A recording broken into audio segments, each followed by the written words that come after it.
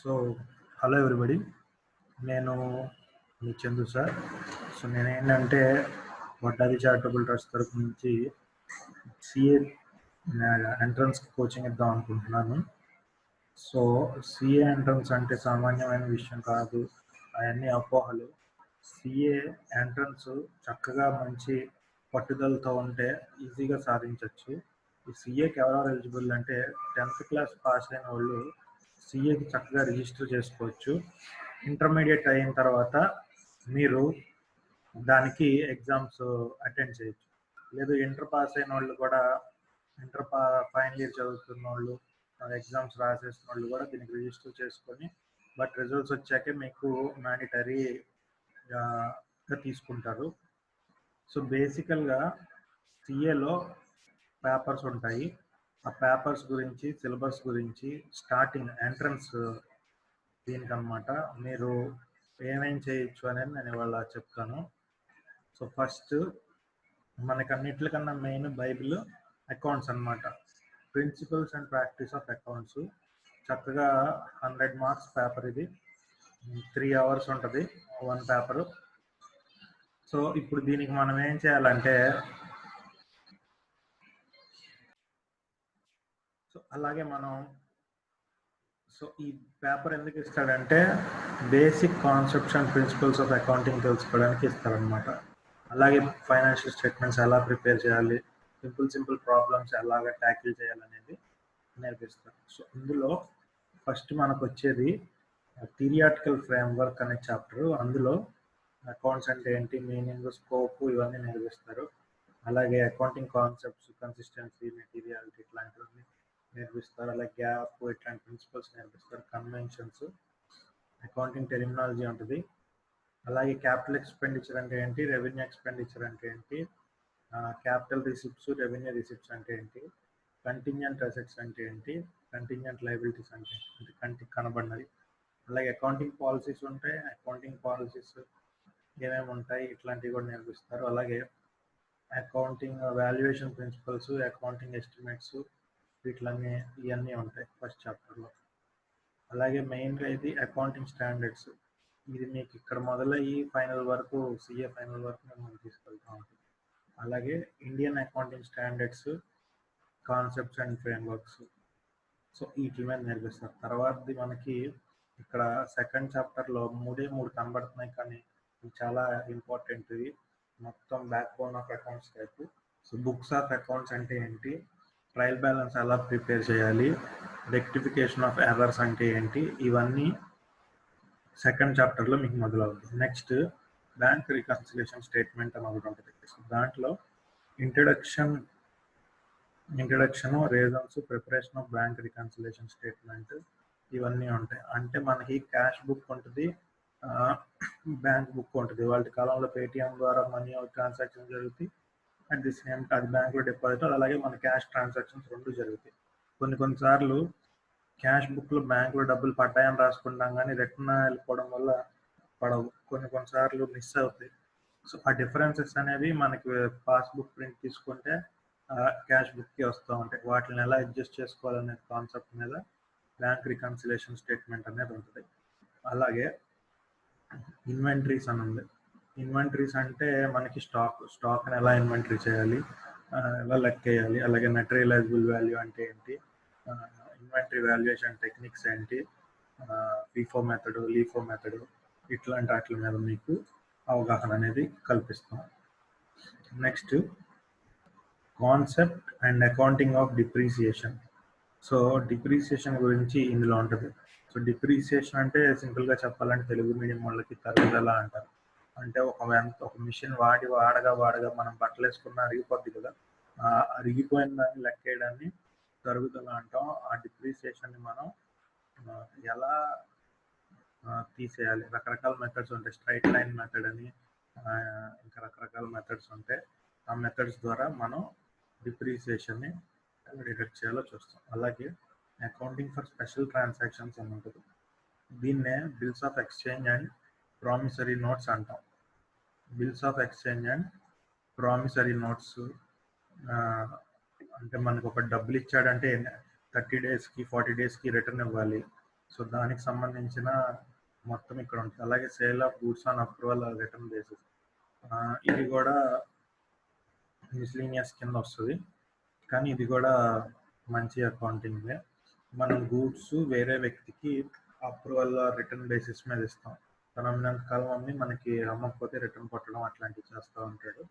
So approval అయితే ఎలాగా, return అయితే ఎలా అకౌంటింగ్ చేయాలి, అవన్నీ ఉంటాయి. నెక్స్ట్ 6th చాప్టర్లో కన్సైన్మెంట్ అని ఉంటుంది.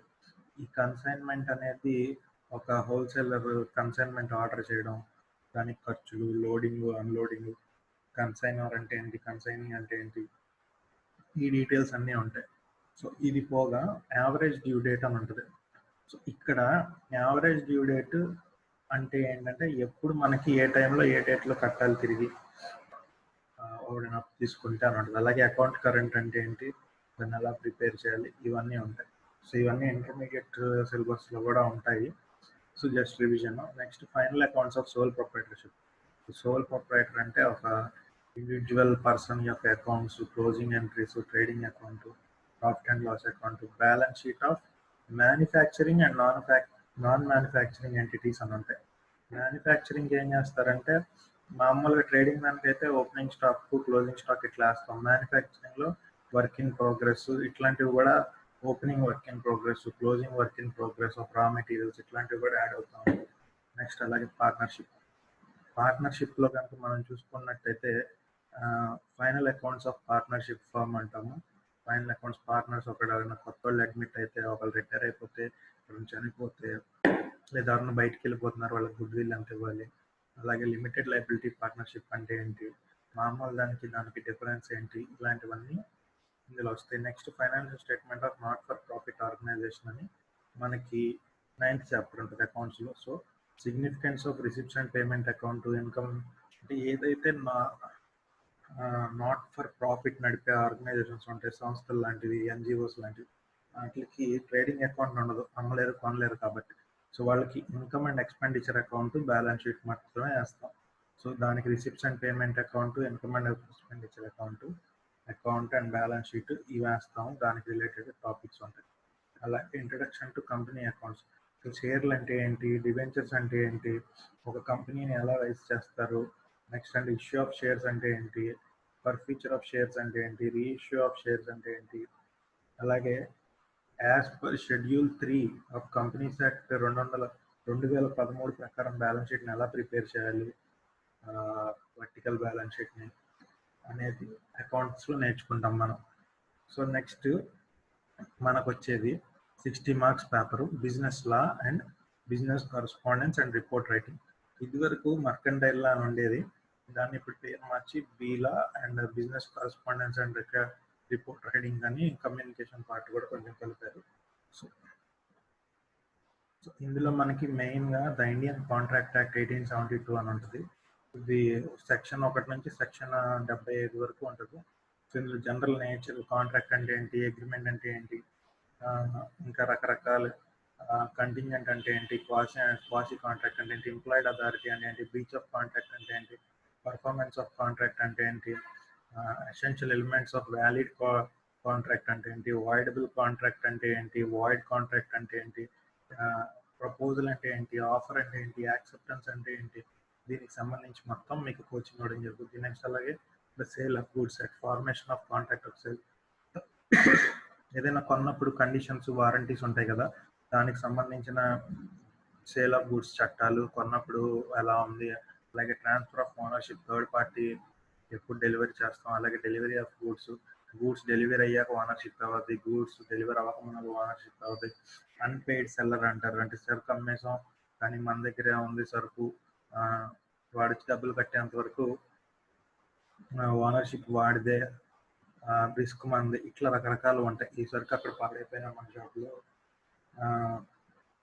వాడే డబ్బులు వచ్చి కడతాడు, ఇట్లా రిస్క్ ఇట్లా ఉంటాయి. నెక్స్ట్ ఇండియన్ పార్ట్నర్షిప్ యాక్ట్, పైన ఏదైతే పార్ట్నర్షిప్లో చదివామో దానికి కొంచెం అకౌంట్స్ చేస్తామో దానికి ఎక్స్టెన్షన్, అది ఇది కలిపి చేసుకుంటే మనకి నీట్గా ఉంటుంది, అర్థం.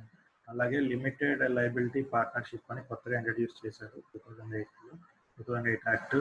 సో దానికి సంబంధించి క్యారెక్టరిస్టిక్స్ ఏంటి, ఇన్కార్పొరేషన్ ఎలా చేస్తారు, డిఫరెన్స్ ఏంటి అని ఉంటుంది.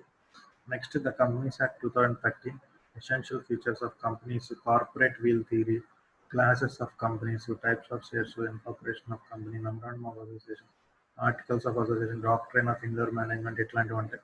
అలాగే కొత్త కొత్త ఏమన్నా వచ్చాయనుకోండి, కొత్త కొత్త లాలో చేంజెస్, అవన్నీ కూడా ఎఫెక్టివ్ డేట్ బట్టి ఇన్స్టిట్యూట్ చెప్పిన దాన్ని బట్టి మనకి ఇంప్లిమెంట్ అవుద్ది కంపెనీ లాలో ఈ లా సెక్షన్ మొత్తం. నెక్స్ట్ అలాగే బిజినెస్ కరెస్పాండెంట్ అండ్ రిపోర్టింగ్ అంటే కమ్యూనికేషన్ స్కిల్స్ గురించి, బిజినెస్ కమ్యూనికేషన్ స్కిల్స్ గురించి, రిపోర్టింగ్ గురించి మనకి సంబంధించి ఈ పేపర్ ఉంటుంది. సో ఇదివరకు ఇది ఐపీసీసీలో ఉండేది. సో ఐపీసీసీ అంటే ఇంటర్మీడియట్ స్టేజ్. సో దాన్ని తీసేసి ఇప్పుడు కమ్యూనికేషన్ అని ఇక్కడ పెట్టాడు. సో ఇప్పుడు దీన్ని కనుక చూస్తే మనకి కమ్యూనికేషను, టైప్స్ ఆఫ్ కమ్యూనికేషను, ఏ డైరెక్షన్స్లో ఫ్లో అవుద్ది, network communication process, communication problems, barriers, ఇవన్నీ ఉంటాయి. అలాగే types of communication, interpersonal skills, listening skills, emotional intelligence, దీనికి సంబంధించిన ఎక్సర్సైజెస్, క్వశ్చన్స్, ఆన్సర్స్ ఉంటాయి. అలాగే sentence type and word power అని ఉంది. So sentence types direct, indirect, active, passive speech అని ఇచ్చాడు. ఇది వరకు ఉండేవి కాదు, ఇప్పుడు వచ్చాయి కొత్తగా, కొంచెం రీసెంట్గా యాడ్ అయ్యి. క్లాసిఫికేషన్, సెంటెన్స్ బేషన్, కానోటేషన్, అలాగే అసెప్టివ్ సెంటెన్స్ అంటే ఏంటి, మర్యాదగా అడుగుతున్నట్టు, ఇంట్రాగ్రేటివ్ అంటే దౌర్జన్యంగా అడుగుతున్నట్టు, అట్లా ఎక్స్ప్లనేటరీ అంటే ఆశ్చర్యంగా అడుగుతున్నట్టు, ఇట్లా రకరకాల సెంటెన్సెస్ ఉంటాయి.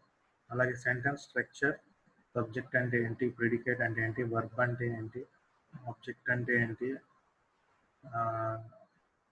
So clause structure, types of clauses, independent, dependent, relative. అలాగే types of sentences, simple sentence, compound sentence, complex sentence, ఇట్లాంటివి డిఫరెంట్ కూడా ఉంటాయి. అలాగే డైరెక్ట్ స్పీచ్, ఇండైరెక్ట్ స్పీచ్. ఎక్కువ గ్రామర్ రిలేటెడ్ ఆస్పెక్ట్స్ కూడా ఇందులో కవర్ అవుతూ ఉంటాయి. టెన్సెస్, మోడల్ వర్బ్స్, ప్రొనౌన్స్, వీటిని కూడా పెట్టారు. అలాగే active voice, passive voice, introduction, వాటి యొక్క యూసేజ్ కూడా పెట్టారు. Next vocabulary, root words, synonyms, antonyms, prefixes, suffixes, phrasal verbs, ఇలాంటివి కూడా మనకి పెట్టడం జరిగింది. అందులోనే ఇంట్రడక్షన్, వొకాబులరీ ఎలా ఇంప్రూవ్ చేసుకోవాలి, root word systems, root words ఎక్కడి నుంచి వచ్చాయి, సినానిమ్స్, యాంటోనిమ్స్, ఈ మీడియమ్స్, ఇట్లాంటివన్నీ కూడా ఇచ్చాడు. అలాగే comprehension, passage and note making. Introduction to comprehension passage అంటే ప్యాసేజ్ చదవాలి. నెక్స్ట్ నోట్ మేకింగ్ అంటే మనకు టాపిక్ ఇచ్చాం, మంచి టైటిల్ ఏం పెట్టచ్చు, ఏమేమి ఇంపార్టెంట్ పాయింట్స్ ఉన్నాయి, సబ్ హెడింగ్ ఏముంటుంది, ఇండెంట్ ఎక్కడ పెట్టాలి, అబ్రివేషన్స్ ఎలా వాడాలి, సమ్మరైజ్ చేయడం, ఇట్లాంటివన్నీ ఉంటాయి. అలాగే డెవలపింగ్ రిటర్న్ స్కిల్స్, చిన్న సైజ్ మినీ ఇంగ్లీష్ కోర్స్ అయితే ఉంది ఇక్కడ మనం అబ్జర్వ్ చేస్తే. బిజినెస్ కరెస్పాండెంట్ అనే సబ్జెక్ట్లో బేసిక్ రైటింగ్, ప్రాసెస్, స్టైల్స్, అలాగే ప్రిసైజ్ రైటింగ్ అంటున్నాడు. సో ప్రిసైజ్ రైటింగ్ ఇలాంటివన్నీ ఉన్నాయి. నెక్స్ట్ అలాగే ఆర్టికల్ రైటింగ్, ఒక ఆర్టికల్ ఎలా రాయాలి, టైటిల్ ఏం పెట్టాలి, రైటర్ నేమ్, బాడీ నేను ఇట్లా దానికి స్ట్రక్చర్ ఇచ్చాడు. రిపోర్ట్ రైటింగ్, ఒక రిపోర్ట్ మనమే పత్రిక విలేకరైతే ఏదైనా సంఘటన జరిగితే ఎలా రిపోర్ట్ చేస్తాం, ఎలా రిపోర్ట్ రాయాలి, న్యూస్ పేపర్స్ అయితే, మ్యాగజైన్ అయితే, ఏదైనా మీటింగ్ జరిగితే మినిట్స్ ఆఫ్ మీటింగ్ రాస్తాం, అసెంబ్లీ జరిగితే అట్లా. అలాగే డీటెయిల్డ్ ఫార్మాట్ ఫర్ ఎప్పుడు జరిగింది, ఎందుకు జరిగింది, వాట్ మెమో వేరు, హౌ అని.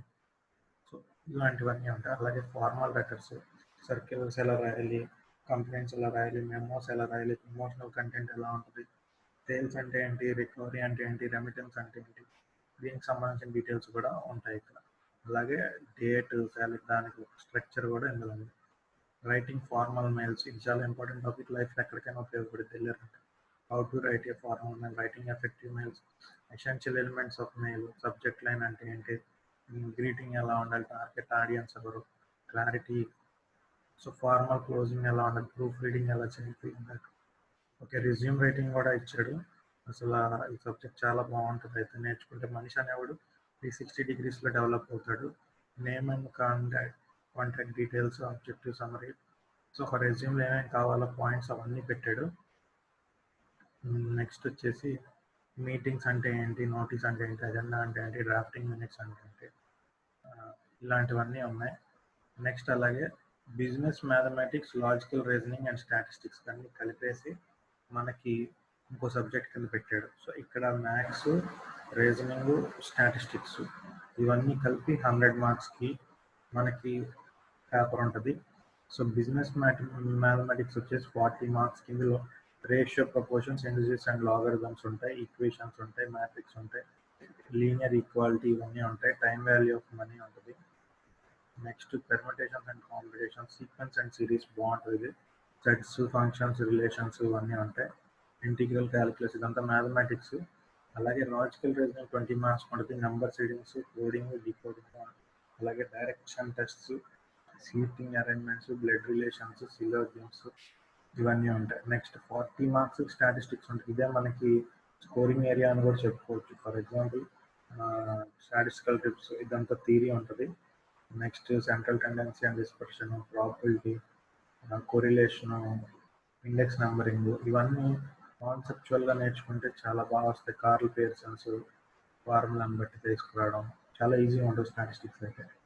నెక్స్ట్ మనకి business economics and business commercial knowledge అని ఇచ్చాడు. బిజినెస్ ఎకనామిక్స్ 60 మార్క్స్ ఇచ్చాడు. ఇదివరకు మైక్రో ఎకనామిక్స్, మ్యాక్రో ఎకనామిక్స్ అని ఒక 1000 పేజీలు బుక్ మొహాన్ కొట్టేవాడు. సో ఇప్పుడు ఎన్ని పేజీలు ఉంది అనేది మనం చూడాలి. సో ఎకనామిక్స్ అయితే కట్ చేసినట్టున్నాడు 60 మార్క్స్కి. So introduction to business economics, theory of demand, theory of production, price determination, business cycle ఇదంతా micro economics. So macro economics అయితే లేదు. సో ఇక్కడ మనకి బెనిఫిట్ అప్రోచ్ ఏంటంటే మనకి మ్యాక్రో ఎకనామిక్స్ ఉంటే ఒక 500-600 పేజీలు ఊరికనే చదువుకోవాల్సి వచ్చేది. మొత్తం డేటా డేటా డేటా ఉంటుంది, గుర్తుపెట్టుకోవాల్సి వచ్చేది. మన లక్ ఏంటంటే ఇది తీసేసాడు కాబట్టి మనం చాలా హ్యాపీగా ఎకనామిక్స్ని క్రాక్ చేయొచ్చు. Next business and commercial knowledge అంటున్నాడు. అసలు బిజినెస్ అంటే ఏంటి, ప్రొఫెషన్ అంటే ఏంటి, ఎంప్లాయ్మెంట్ అంటే ఏంటి, ఎకనామిక్ యాక్టివిటీ అంటే ఏంటి, నాన్ ఎకనామిక్ యాక్టివిటీ అంటే ఏంటి, బిజినెస్ యాక్టివిటీ ఎన్విరాన్మెంట్ అంటున్నాడు. ఎంబీఏలో టాపిక్ ఇది. సో బిజినెస్ ఎన్విరాన్మెంట్లో మైక్రో మ్యాక్రో ఎన్విరాన్మెంట్స్ ఎలా ఉంటాయి, మార్కెట్ ఎలా ఉంటుంది, సప్లయర్స్ ఎవరు, సోషో ఎకనామిక్ ఏంటి, పొలిటికల్ ఎకానమీ ఏంటి, టెక్నాలజికల్ ఎన్విరాన్మెంట్ ఎలా ఉంటాయని ఇవన్నిటికి సంబంధించి మనకి నేర్పిస్తున్నాడు. సో కమర్షియల్ నాలెడ్జ్ అంటే జస్ట్ ఎంబీఏలో ఉంటుంది ఇది. సో బిజినెస్ ఆర్గనైజేషన్ ఎలా ఉంటుంది, గవర్నమెంట్ పాలసీస్ బిజినెస్కి ఎలా ఉంటాయి, ఫెసిలిటేటింగ్ బిజినెస్ ఆర్గనైజేషన్, ఫెసిలిటేటింగ్ బిజినెసెస్కి హెల్ప్ చేసే organisation, RBI, SEBI, CCI, IRDI, security exchange board of India, next అలాగే IRDI, insurance regulatory development authority of India, అలాగే development banks, SEBI, EXIM bank, imports and exports bank, NABARD, national agricultural bank of rural development, అలాగే common business terminologies, finance and stock, commodity markets terminology, marketing terminology ఎలా ఉంటుంది, banking terminology ఎలా ఉంటుంది, other business terminology ఎలా ఉంటాయి, ఇవన్నీ తెలుసుకోవడం. అయితే కోర్స్ అయితే చాలా ఇంట్రెస్టింగ్గా ఉంది. ఈ కోర్స్ కనుక మీరు చేశారు అంటే మనిషి చాలా డెవలప్ అవుతారు. ఈ లాక్డౌన్ టైం ఎఫెక్టివ్గా యూటిలైజ్ చేసుకుంటూ ఇలాంటి కోచింగ్ తీసుకుంటారని ఎక్స్పెక్ట్ చేస్తున్నాను. రోజు financial news paper, business magazine చదవమని నోట్లో రాసిచ్చారు, ఏమేమి జరుగుతూ ఉంటాయో. సో ఇదివరకు అయితే మీకు ఎలా ఉండేది అంటే మొత్తంలో మినిమం 100 మార్క్స్ పాస్ పర్సెంటేజ్ తెచ్చుకుంటే సరిపోయేది. కానీ ఇప్పుడు సెక్షనల్ కట్ ఆఫ్ అనేది పెట్టాడు. అంటే ప్రతి సెక్షన్ మనం పర్ఫెక్ట్గా నేర్చుకుంటే కానీ సిఏ పాస్ అవ్వలేము ఎంట్రన్స్. సో దానికి సంబంధించి మీకు మరిన్ని అప్డేట్స్ కావాలి అంటే మీరు చేయాల్సిందల్లా ఒకటే, మీరు నా దగ్గర కోచింగ్లో జాయిన్ అవ్వండి. లేదు ఏమన్నా కౌన్సిలింగ్ కానీ గైడెన్స్ కానీ కావాలి అనుకుంటే మీరు నా దగ్గరికి వస్తే కనుక నేను తప్పకుండా గైడ్ చేస్తాను. అలాగే నా నెంబర్ వచ్చేసి 9959592515. నా పేరు వచ్చేసి చందు.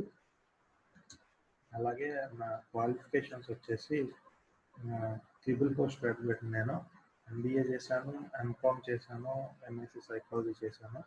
సో మీకు ఎలాంటి డౌట్స్ ఉన్నా సిఏలో నేను మీకు చక్కగా క్లారిఫై చేయగలను. సిఏనే కాదు, ఐసీడబ్ల్యూఏ దాన్ని ఇప్పుడు సిఎంఏ అంటున్నారు.